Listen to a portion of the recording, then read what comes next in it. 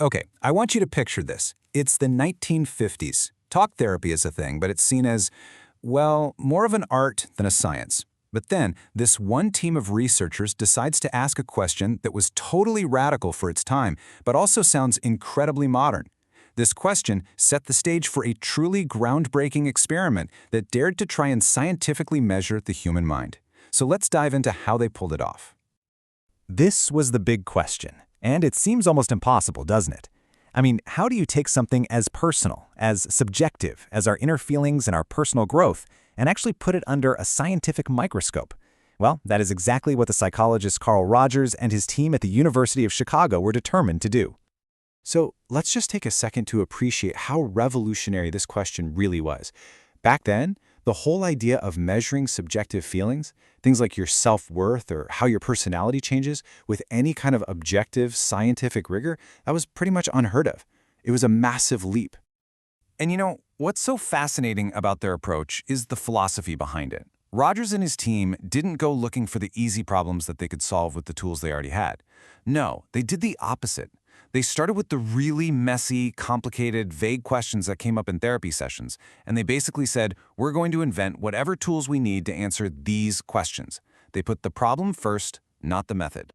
So that brings us to the core belief, the big idea that was driving this entire study. You see, they weren't just testing some new therapy technique. They were testing a really fundamental idea about who we are as people, that we all have this built-in capacity to grow, and that therapy's main job is just to unlock that potential. But to test an idea like that, you need something you can actually measure. And what they came up with was just ingenious. They called it the self-concept gap. Just think of it like this. It's the distance between the person you feel you are right now, that's your real self, and the person you really wish you could be, your ideal self. And that idea led them straight to their main hypothesis. It was pretty simple, really. If the therapy is actually working, then that gap between the real self and the ideal self, it should get smaller. You should start to see yourself as being more like the person you want to be. And that was the specific, measurable change they decided to track. Okay, so they've got the hypothesis, but how on earth do you design an experiment to track such a deeply personal internal change? This is where the real genius of the study design comes into play. It's like a detective story. So, here was their first big puzzle to solve. I mean, you can't just walk up to someone and ask, hey, on a scale of 1 to 10, how's your self-concept doing today? It just doesn't work. They needed a way to turn someone's inner world, their feelings, into cold, hard data they could actually analyze. And their solution was this really innovative method called the Q-sort. Here's how it worked. A participant would get a stack of 100 cards. On each card was a statement, something like, I am a confident person, or I often feel helpless. Then they had to sort these cards into 9 different piles, ranging from most like me all the way to least like me. What you end up with is this unique statistical self-portrait that you can actually track over time. It was a brilliant way to quantify something that feels totally unquantifiable. But okay, measuring change is one thing. That's only half the battle. They had to prove that it was the therapy actually causing the change. I mean, what if people just naturally get better after a few months? Or what if just being part of a study makes you feel better? The placebo effect. This was their second huge puzzle. And their solution here was just a really clever experimental design. So you have your main therapy group, but they added 2 other control groups. The first was an own control group. These folks had to wait 60 days before they could start therapy. This helped test if just wanting to change was enough to cause an improvement. Then they had a normal control group, just regular volunteers, to account for any changes that happened because of time passing or from just being in a study. This whole setup was so rigorous, it let them really isolate the true effect of the therapy itself. All right, the experiment is designed, the data's been collected, so what's the verdict?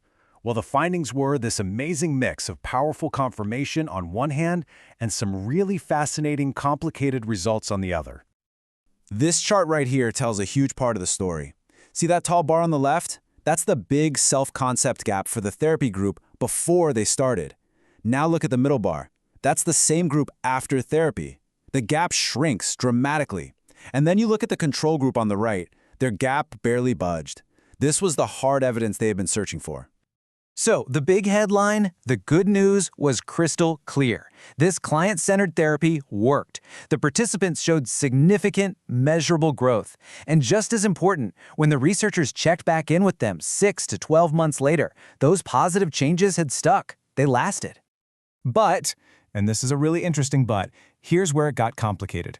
When the researchers went and asked the client's close friends if they noticed any changes, on the whole, the friends said no.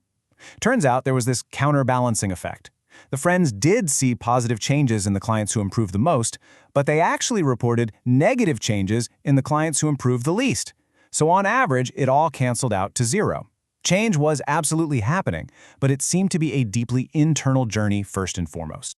And this gets at one of the study's deepest insights, which is summed up perfectly in this quote. The growth people experience wasn't just some intellectual insight. For example, the clients massively changed their view of themselves, but their idea of what an ordinary person is like, that didn't change at all. This showed that the change wasn't just a new way of thinking, it was a deep, personal shift in how they saw themselves. So, what does all of this mean for us today? Well, the Chicago studies left a huge legacy. They really changed how we think about what therapy is and what personal growth looks like. So let's just boil it down to the key takeaways. First, this study gave us some of the first real hard evidence that this type of therapy actually works. But, and this is just as important, it also grounded our expectations. It showed that while people improve a lot, therapy doesn't magically turn you into some perfectly healthy person. The therapy group got way better for sure, but on average, they still didn't reach the same baseline level of psychological health as the normal control group. So it proved therapy works, but it also showed us its realistic limits. And that kind of leaves us with this final, really fascinating question to chew on, doesn't it? If the goal isn't perfection, then what does a truly successful outcome from therapy, or really any journey of personal growth, actually look like? The Chicago studies seem to suggest that maybe it's not about becoming some brand new person, but it's about closing that gap and becoming more truly and comfortably yourself.